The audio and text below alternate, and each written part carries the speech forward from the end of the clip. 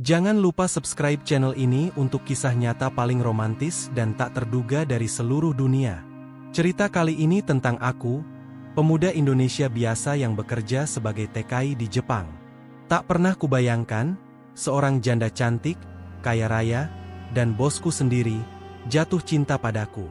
Ini bukan drama, ini kenyataan yang membuatku percaya, bahwa cinta bisa datang dari arah yang tak pernah kau kira. Namaku Arif. Usiaku baru menginjak 25 tahun, dan aku berasal dari sebuah desa kecil di pinggiran Kabupaten Madiun, Jawa Timur. Kalau kau tanya seperti apa hidupku sebelum ke Jepang, ya biasa saja, bahkan cenderung sederhana dan apa adanya. Orang tuaku petani, dan aku anak kedua dari 4 bersaudara. Sejak kecil aku sudah terbiasa bangun subuh untuk bantu ayah menyiram sawah, atau membantu ibu menyiapkan nasi bungkus untuk dijual di warung. Aku bukan anak yang pintar-pintar amat, tapi aku punya mimpi besar. Ingin membuat hidup keluargaku jadi lebih baik. Itulah kenapa setelah lulus SMK, aku banting tulang ikut pelatihan kerja dan akhirnya lolos menjadi TKI di Jepang. Rasanya seperti mimpi saat pertama kali aku menginjakkan kaki di negeri Sakura. Semua tampak asing, tulisan, bahasa, wajah orang-orangnya, bahkan aroma udaranya. Tapi dalam hati aku bertekad, aku harus tahan, aku harus berhasil. Tempat kerjaku adalah sebuah perusahaan manufaktur di prefektur Nagano, perusahaan yang cukup besar dan ternama di bidang elektronik rumah tangga. Disinilah pertama kalinya aku mendengar nama Haruka Tachibana, bos baruku yang ternyata bukan hanya pemilik saham terbesar perusahaan itu, tapi juga seorang wanita. Saat pertama kali melihatnya langsung, aku benar-benar terdiam. Wanita itu, seperti tokoh utama drama Jepang. Tinggi semampai, rambut panjang tergerai, berwajah anggun, dan mengenakan setelan jas hitam yang sangat pas di tubuhnya. Bahkan cara ia melangkah pun penuh wibawa. Tapi yang membuatku tercekat bukan hanya kecantikannya, melainkan caranya menatapku saat aku dikenalkan sebagai karyawan baru. Senyum kecilnya hangat, dan matanya menatap langsung ke arahku, bukan melewatiku. Saat dia bertanya, "Arif-kun, kamu dari Indonesia ya?" Dengan bahasa Jepang yang halus, aku sampai lupa bagaimana harus menjawab. Lidahku keluh. Seumur hidup belum pernah aku bicara dengan wanita secantik itu, apalagi bos besar. Hari-hari awal bekerja terasa sangat menantang. Aku harus beradaptasi dengan ritme kerja Jepang yang cepat, presisi tinggi, dan penuh tanggung jawab. Tapi yang tak kusangka, Haruka-san, yang seharusnya sibuk dengan urusan manajemen atas, malah sering menyempatkan waktu menyapaku. Kadang saat aku sedang istirahat makan siang, dia datang dan duduk di meja kosong di dekatku. "Apa kamu sudah terbiasa dengan cuaca di sini? Atau, bagaimana rasanya kerja di Jepang?" tanyanya dengan lembut. Awalnya aku gugup, tapi dia selalu mencairkan suasana.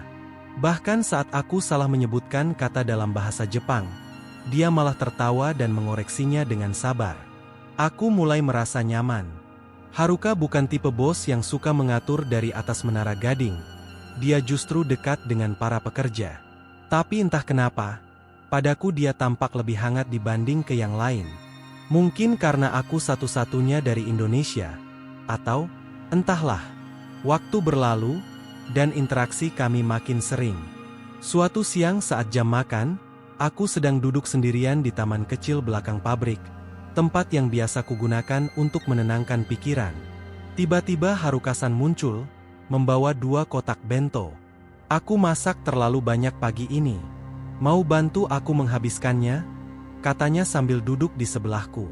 Aku kikuk setengah mati, tapi juga senang luar biasa. Siapa yang bisa menolak makan siang buatan tangan wanita secantik dia?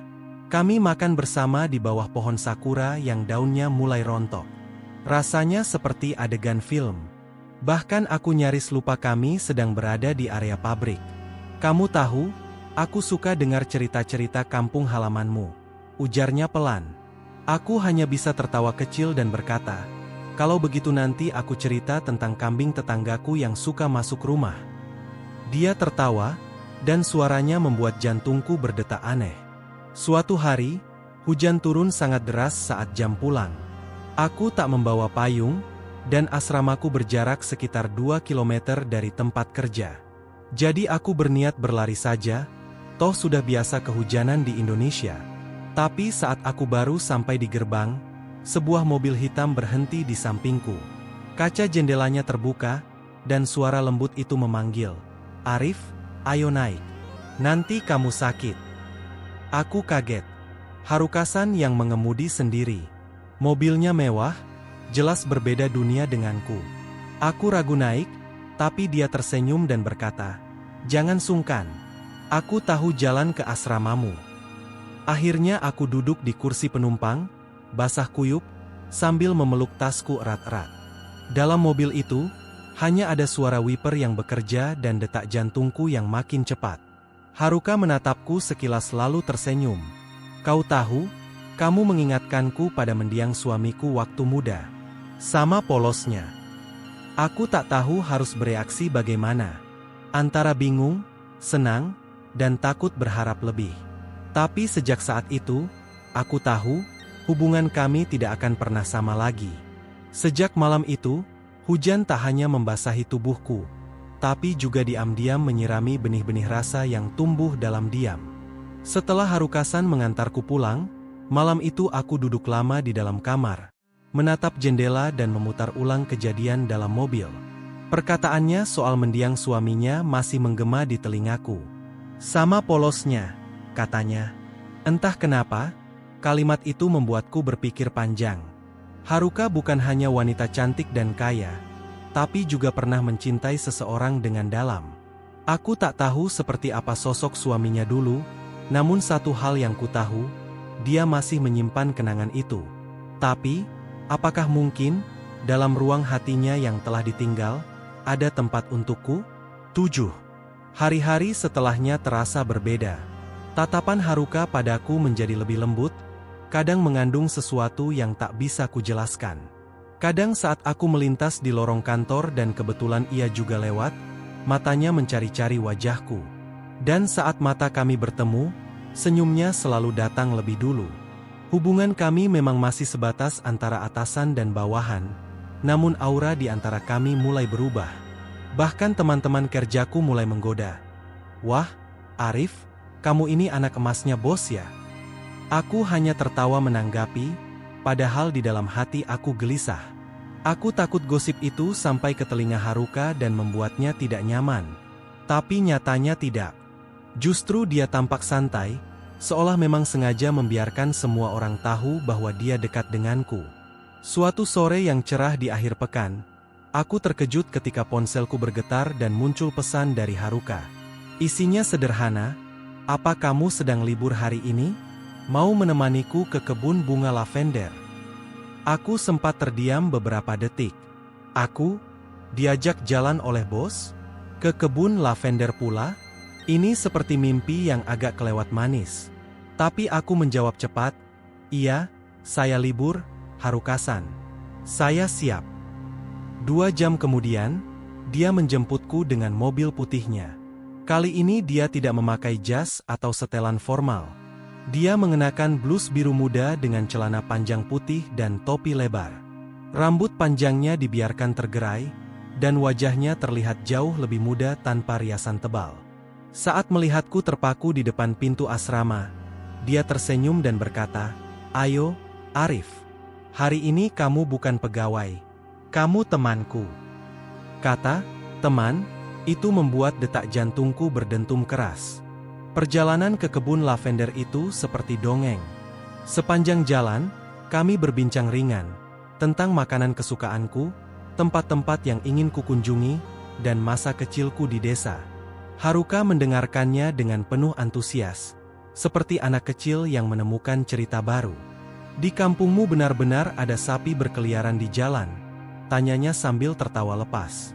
Aku ikut tertawa dan mengangguk. "Iya, kadang malah masuk ke halaman rumah orang," jawabku. Lalu dia menatapku sejenak dan berkata lirih, "Aku suka mendengar hidup yang sederhana.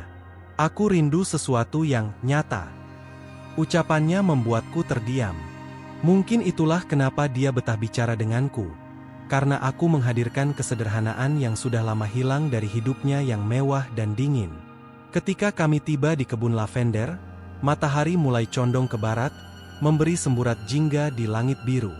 Hamparan bunga ungu membentang sejauh mata memandang, dan aroma lembut lavender tercium di setiap tarikan napas. Haruka mengajakku berjalan di antara petak-petak bunga. Sesekali dia berhenti untuk memotret atau hanya sekadar menutup mata menikmati angin sore. Di momen itu, dia seperti bukan bosku. Dia seperti perempuan biasa yang sedang menepi dari kesibukan dunia. Lalu dia menarik lenganku pelan dan berkata, "Arif, bolehkah aku bertanya sesuatu yang agak pribadi?" Aku mengangguk pelan, menahan napas. "Jika suatu hari aku ingin mencintai lagi, menurutmu, apa aku terlalu tua untuk itu?" Tanyanya, matanya menatap lurus ke arahku. Aku tercekat. Tak tahu harus menjawab bagaimana. Tapi akhirnya aku berkata lirih, "Aku rasa cinta tidak mengenal usia, Haruka-san." Dan dia tersenyum, senyum yang entah kenapa terasa berbeda dari sebelumnya. Lebih dalam, lebih jujur.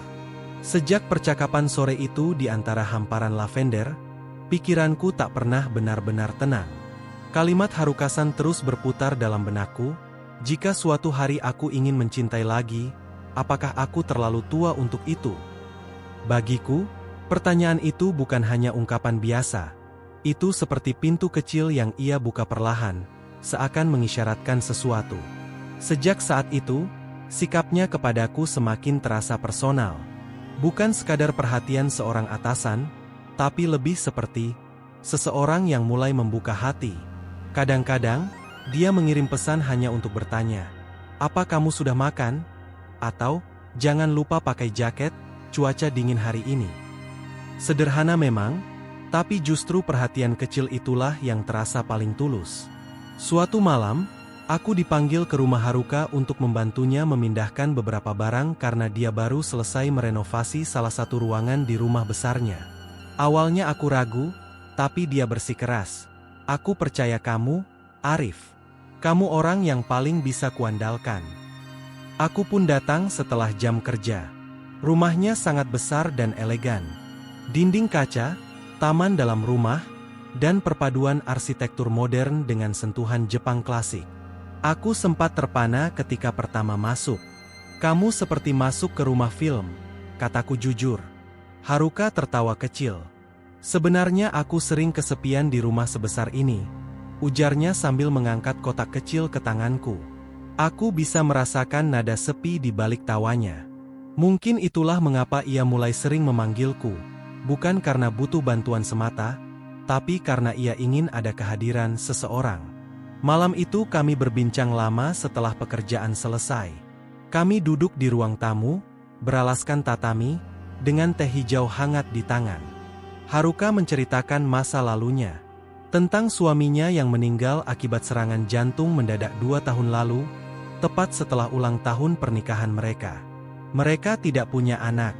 Dan sejak saat itu, Haruka menjalani hidupnya sendiri, di rumah besar, memimpin perusahaan, dan menghadapi dunia yang dingin. "Aku dulu sangat takut jatuh cinta lagi. Bukan karena aku tak ingin, tapi karena aku takut kehilangan lagi," katanya dengan suara pelan. Aku tak tahu harus berkata apa. Aku hanya diam, mendengarkan. Tapi di dalam dadaku, perasaan hangat itu tumbuh semakin tak bisa dibendung. Aku ingin menjadi seseorang yang bisa menemaninya. Aku ingin melindunginya. Seiring waktu, aku menyadari bahwa aku tidak lagi hanya mengagumi Haruka karena kecantikannya atau statusnya sebagai bos. Aku mulai menyayanginya, dalam diam. Tapi aku sadar sepenuhnya. Aku bukan siapa-siapa. Hanya pekerja asing. Jarak usia kami sekitar 10 tahun. Status kami seperti langit dan bumi. Tapi perasaan, mana bisa diatur? Saat Haruka tertawa, aku ikut senang. Saat dia terlihat lelah, aku ingin menggenggam tangannya. Aku mencoba menyembunyikan semuanya, menjaga jarak sebisa mungkin, tapi ia seperti terus menarikku lebih dekat. Suatu malam, ia mengajakku makan malam di sebuah restoran kecil khas Jepang. Tempat ini dulu sering aku kunjungi bersama suamiku, katanya. Aku sempat gugup, takut kehadiranku justru mengingatkannya pada kenangan lama. Tapi justru sebaliknya. Ia terlihat lebih damai. Malam ini, aku merasa tidak sendiri, bisiknya sambil menatapku. Dan aku hanya bisa membalas tatapannya dengan senyum gugup, karena aku tahu, hatiku sudah terlanjur jatuh. Pada suatu akhir pekan yang dingin, salju turun tipis menutupi atap rumah dan jalanan. Haruka tiba-tiba mengajakku ke daerah pegunungan, ke sebuah penginapan tradisional yang dikelola temannya. Kita butuh waktu istirahat dari hiruk-pikuk pekerjaan, katanya sambil tersenyum. Kami naik mobil bersama, mengobrol ringan sepanjang perjalanan. Saat tiba, suasananya seperti dunia lain, hening, tenang, dan indah. Penginapannya khas Jepang, dengan onsen, pemandian air panas, pribadi. Setelah makan malam, kami duduk di balkon menghadap hutan pinus yang tertutup salju. Udara dingin, tapi hatiku justru terasa hangat. Haruka menatap langit, lalu berkata, "Arif, jika aku mengatakan bahwa aku mulai menyayangimu, apakah itu salah?" Aku menoleh, mataku mencari matanya, yang kini berkilat oleh cahaya lampu balkon. "Tidak, Haruka-san, karena aku pun merasakan hal yang sama," jawabku jujur, nyaris berbisik. Untuk pertama kalinya, tak ada jarak di antara kami. Malam itu, salju turun pelan-pelan, bersaksi atas cinta yang diam-diam tumbuh, mengalir tanpa pernah kami rencanakan. Malam itu, setelah kami saling membuka hati di balkon, Haruka menggenggam tanganku perlahan. Tangannya dingin, tapi getaran di telapak tangannya terasa nyata. "Sudah lama aku tidak merasa selembut ini," katanya. Kami tidak bicara banyak setelah itu. Kami hanya duduk berdua, memandangi langit yang menurunkan serpihan salju, menikmati keheningan yang hangat. Saat masuk kembali ke kamar penginapan, ia menatapku lama. "Kamu tidak perlu memanggilku Haruka-san mulai sekarang. Cukup Haruka, saat kita hanya berdua." Suaranya pelan, namun lembutnya menusuk ke dada. Aku hanya mengangguk pelan. Di dalam kamar, ia melepas mantelnya, mengganti pakaian dengan yukata berwarna biru muda. Mataku sempat mencuri pandang, dan untuk sesaat aku merasa berdosa. Tapi Haruka justru tersenyum, seakan tahu isi pikiranku. "Tenang saja, Arif. Aku mempercayaimu," katanya sambil duduk di sisi futon, menepuk tempat di sebelahnya. Malam itu tidak ada yang terjadi secara fisik. Kami hanya berbaring berdampingan di atas futon, saling bercerita tentang masa lalu, tentang ketakutan, tentang impian. Tapi bagiku, malam itu jauh lebih dalam dari sekadar ciuman atau pelukan. Itu malam di mana aku benar-benar merasa dicintai. Haruka menceritakan bahwa ia sudah lama memendam rasa padaku, sejak pertama kali aku dengan polos menawarkan membantu memperbaiki printer di ruangannya. "Kamu tidak seperti lelaki Jepang pada umumnya. Kamu jujur, hangat, dan kamu tidak pernah takut menatap mataku," ucapnya sambil memelukku dari samping. Aku menggenggam jemarinya dan berkata jujur, "Aku bahkan sudah jatuh cinta sebelum kamu mengajakku ke kebun lavender, Haruka." Dia menarik napas dalam, lalu mencium dahiku perlahan. Malam itu, aku merasa bukan lagi TKI biasa. Aku merasa menjadi pria yang benar-benar diinginkan. Keesokan paginya, kami bangun dengan wajah tersenyum dan hati yang ringan. Tapi kebahagiaan itu tak lama. Dalam perjalanan pulang ke kota, Haruka mendapat telepon dari seseorang, manajer perusahaan kami. Rupanya, desas-desus tentang kedekatan kami mulai menyebar luas. Ada beberapa karyawan yang iri dan merasa tidak nyaman. "Dia cuma TKI, Bu," kata salah satu komentar yang bocor ke telingaku. Haruka menutup teleponnya dengan wajah datar, lalu menoleh padaku. "Kamu tidak perlu takut. Aku yang akan mengurus semuanya," katanya tegas. Tapi aku tahu, dunia tidak akan semudah itu menerima hubungan seperti kami. Aku hanya pekerja kontrak dari Indonesia, dan dia adalah pemilik perusahaan, janda, kaya raya, dan sangat disegani. Tapi satu hal yang membuatku tetap berdiri. Haruka menggenggam tanganku erat saat kami turun dari mobil, di depan asrama tempatku tinggal. Ia tak ingin bersembunyi. Beberapa hari kemudian, Haruka memanggilku ke ruangannya. Aku sempat berpikir dia ingin mengakhiri semuanya karena tekanan yang datang dari luar. Tapi ternyata, dia justru menunjukkan tiket pesawat ke Indonesia. Aku ingin tahu tentang keluargamu, tentang asalmu, tentang siapa kamu sebelum jadi Arif di negeri ini, ucapnya sambil menatap mataku dalam-dalam. Aku hampir tak bisa berkata-kata. Kamu ingin ke kampungku? Tanyaku terbata. Dia mengangguk. Kalau kita ingin berjalan ke arah yang lebih serius, aku ingin mengenal akar tempat kamu berasal. Aku ingin mereka tahu bahwa aku mencintaimu, bukan karena statusmu, tapi karena hatimu. Saat itu juga, aku tak bisa menahan air mata. Untuk pertama kalinya dalam hidupku, seseorang yang begitu tinggi derajatnya memilih untuk merendahkan dirinya demi menyatu dalam dunia kecilku. Dunia yang sederhana. Beberapa minggu kemudian, kami tiba di Desaku, sebuah dusun kecil di Jawa Tengah. Haruka turun dari mobil travel sambil mengenakan kebaya sederhana yang kubelikan dari pasar. Warga desa menyambutnya dengan tatapan heran. Tentu saja, seorang wanita Jepang yang cantik, elegan, berjalan berdampingan denganku, menggenggam tanganku dengan bangga.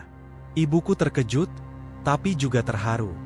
Haruka membungkuk dalam, memperkenalkan dirinya dengan bahasa Indonesia patah-patah yang sudah ia latih.